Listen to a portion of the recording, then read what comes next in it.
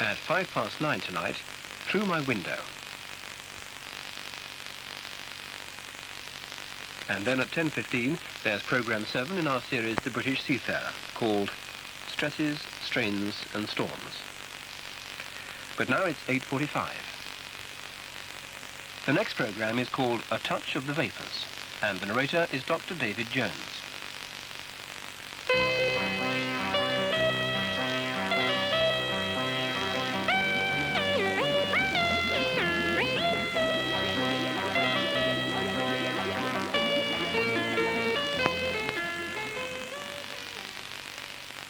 One of the strong points of Victorian literature is the deathbed scene.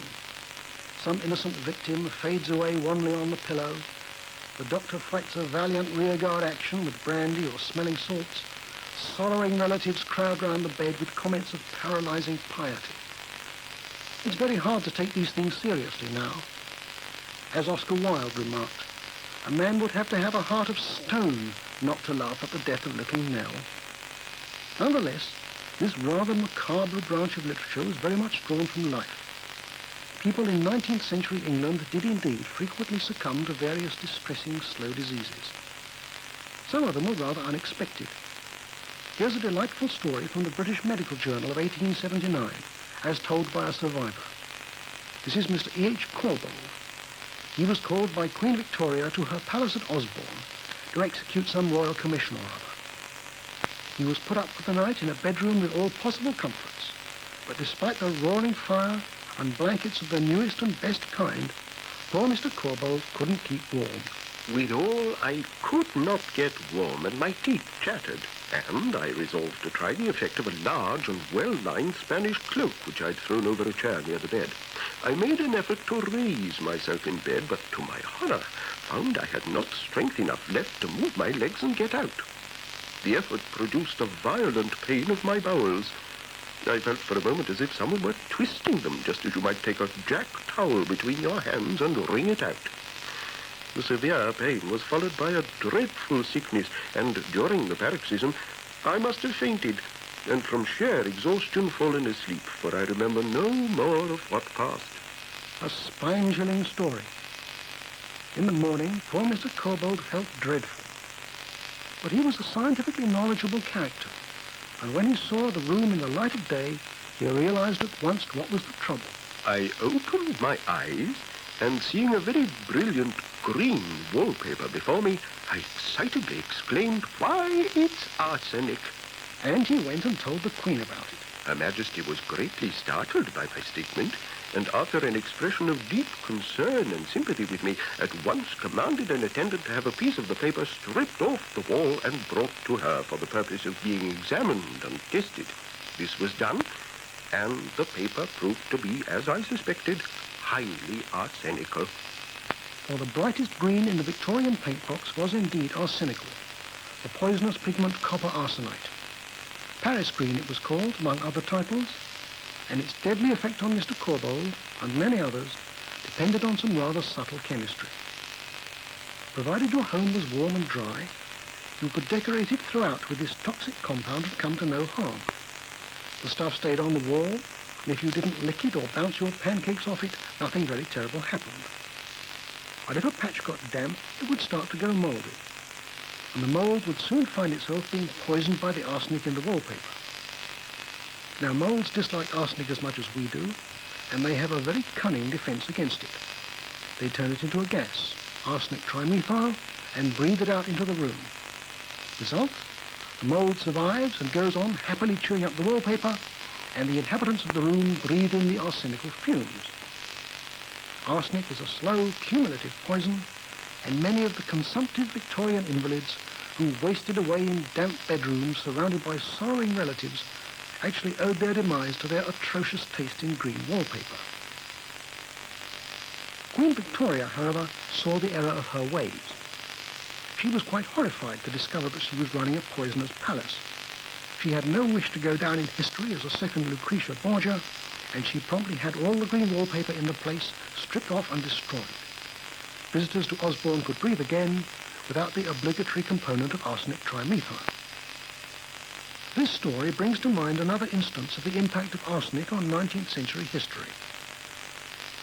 A little while after Napoleon was defeated at Waterloo, he surrendered to the British, who sent him off to exile on the island of St. Helena in the South Atlantic, miles from anywhere. He found it a dismal, lonely place, and he went into a decline, and after 6 years he died.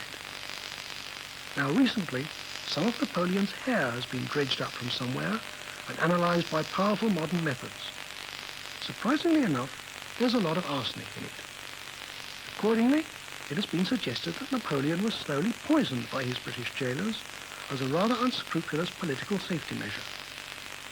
So if any historian listening can tell me, I'd be fascinated to know.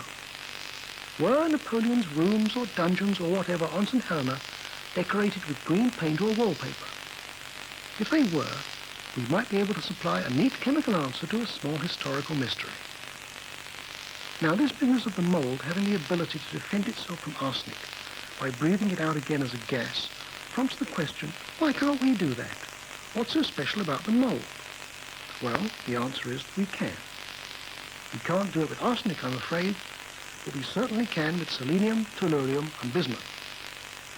Get a compound of one of these elements inside you, and it will come out in your breath and sweat as a vapor, the volatile methyl derivative of the element. So you may not get poisoned, but the results are still pretty bad. The vapors stink atrociously like garlic, only worse. It's no good washing or bathing, for the stuff's inside you and diffusing out all the time. Tellurium in particular seems to be the very elixir of that sinister body odor the advertisers try to frighten us with. Indeed, one early American worker, Dr. Guise, established a now famous cliché reported in the American Journal of Physiology in 1901. At the close of the first metabolism experiment, I had occasion to make a journey of some length. I was very much surprised to learn that a pronounced alliaceous odor was observed not only in my breath, but also in the secretions from my skin. This information was offered independently by several friends. Presumably they couldn't have been his best friends. And subsequently the perils of tellurium became more widespread, as Dr. Hunter records in his book Diseases of Occupation. Chemists and workmen who suffer from the remarkably objectionable tellurium breath state that when traveling in public vehicles, passengers who sit next to them get up and choose another seat at a distance. Their wives will not sleep with them nor kiss them. Laboratory technicians handling sodium telluride as a medium on which to grow diphtheria bacilli may develop the garlicky breath. Ingestion of 15 micrograms of tellurium oxide has produced a garlicky odor still obvious after 237 days. Clearly tellurium is pretty worrying stuff to have around. Fortunately, it is quite rare, but it does occur geologically, notably as the compound gold telluride in Australia and Colorado. The gold rush miners in these districts must have paid a very high social price for their wealth, possibly originating the expression stinking rich. But then if they all stank as badly as one another, I suppose nobody would have noticed. Nonetheless, there is obviously a useful medical principle here. Possibly lots of substances are naturally sweated out through the skin, but we don't notice them because they don't stink like tellurium dimethyl. And this could be a powerful method of diagnosis. In the old days, doctors used to sniff wounds for gangrene and breath for diabetes, and indeed a good nose can still be very revealing. But the best noses, of course, belong to animals. One doctor has trained a dog to sniff out cases of measles, and a recent report in The New Scientist records that dogs have been used to sniff out cows that are ready for fertilization. When the dogs were allowed to sniff the cow herself in the farmyard, success rates averaged nearly 90% correct responses.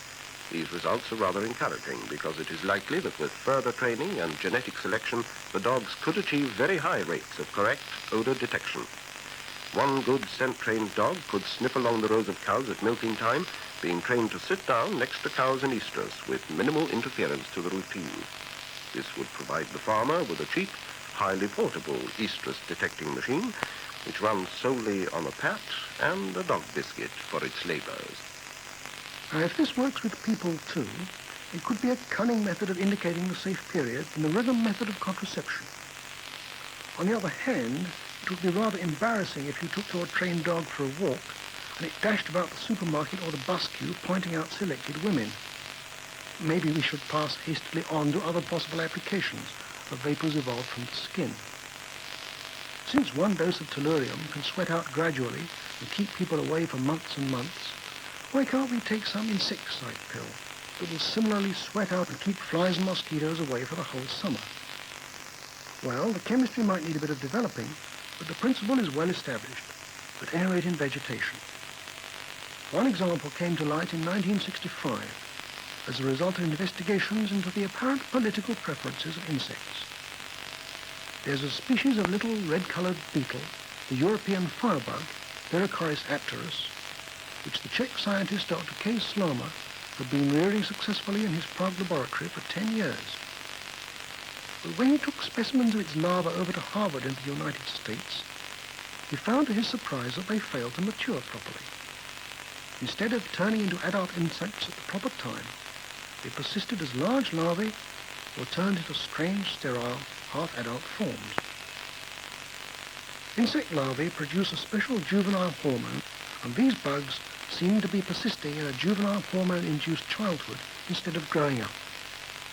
Some Peter Pan influence was turning them away from the heavy responsibilities of adult bughood. Eventually, Dr. Slama and his colleagues discovered that the tissue paper toweling used in the rearing jars was responsible. As they reported in the proceedings of the National Academy of Science of the United States, 1965, At first, we thought that the effect of the toweling was due to some chemical added during its manufacture.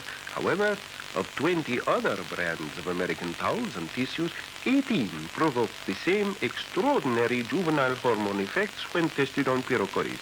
Indeed, pieces of American newspapers and journals, the New York Times, Wall Street Journal, Boston Globe, Science, and Scientific American, showed extremely high juvenile hormone activity when placed in contact with Pyrocoris.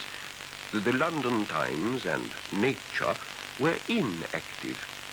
it thus seems that the discriminating larvae preferred to remain immature rather than grow up in the free-for-all capitalistic society described in the New York Times and the Wall Street Journal.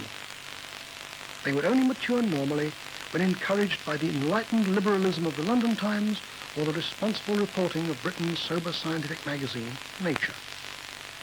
Tests were not reported on samples of Pravda, Izvestia, or the Peking People's Daily. The exact extent of the leftward leanings of the larvae were therefore not determined. But if any of you are thinking of starting an Insects for Socialism movement, you may not get very far. Closer investigation proved that it was not the exploitative aspects of capitalism that disgusted the larvae. It was a constituent of the balsam fir from which the American brands of paper had been made. This tree, but not its European counterpart, ingeniously sabotages insect attack by exuding a subtle hormone insecticide to disorganize the creature's maturation. Balsam fir, of course, exudes something else as well, a vapor said to be of benefit to human beings. Some medicinal balsams, which you inhale in steam, are based on the gum exuded from such trees. Steam pharmaceuticals may seem a bit old-fashioned, but the principle is very sound. For if you inhale a vapor, it gets straight into the lungs, straight into the bloodstream, and you feel the effect in seconds. That, of course, is why people like smoking things. Tobacco, opium, hashish, banana peel, whatever. Whatever you breathe in gets into the system directly, without having to go through the slow and destructive process of digestion. But unfortunately, the process doesn't work with everything. It seems impossible to smoke aspirin or penicillin, or even to sniff alcohol to any useful effect. Nonetheless, the principle could clearly be extended. Many substances are volatile in steam, so by keeping a cauldron of penicillin briskly boiling, you might get enough into the air to do some good. But it would probably be better to rely on small concentrations put out into the air slowly and steadily. Suppose derivatives of the proper medicines were impregnated into wallpaper, for example. They would then provide the inmates of the room with slow, steady, unobjectionable medication. Chemistry has advanced since Victorian times, and we should be able probably to make the medicines adequately volatile without the wallpaper having to be mouldy. I imagine therapeutic